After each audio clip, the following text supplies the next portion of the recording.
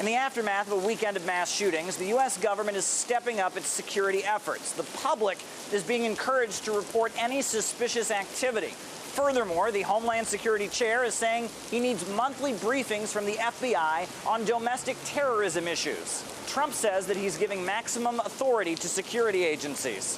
Federal authorities are on the ground, and I have directed them to provide any and all assistance required, whatever is needed.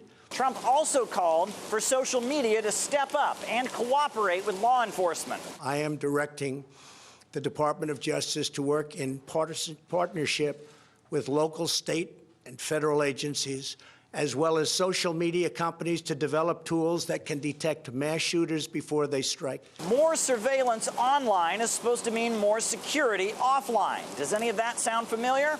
After 9/11, the Bush administration launched a broad, sweeping surveillance program. The NSA collected data on millions of Americans. We now know about it thanks to Edward Snowden's leaks in 2013. Now, there was certainly outrage, but some said it was necessary to keep us safe. But did it really keep us safe? Not really.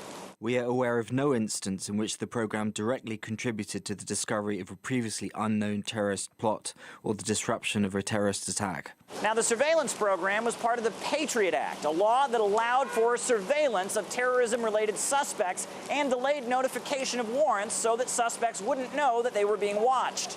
Now, the law also lifted territorial restrictions on warrants. It enhanced the penalties and lifted the statute of limitations on terrorism-related crimes. Now the FBI wants to declare acts of violence as domestic terrorism as well. Acts of violence intended to intimidate civilian populations or to influence or affect government policy should be prosecuted as domestic terrorism, regardless of the ideology behind them. The FBI Agents Association continues to urge Congress to make domestic terrorism a federal crime.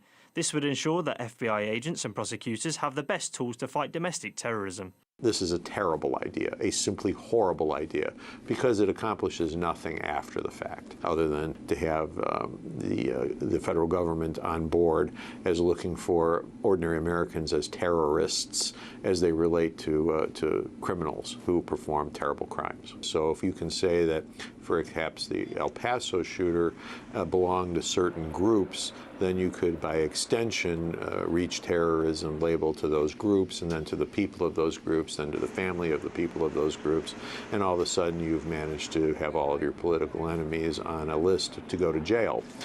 This is the Chicago way of doing business, controlling all methods of law enforcement and prosecution and judging so that you can reward your friends and punish your enemies. This is not surprising.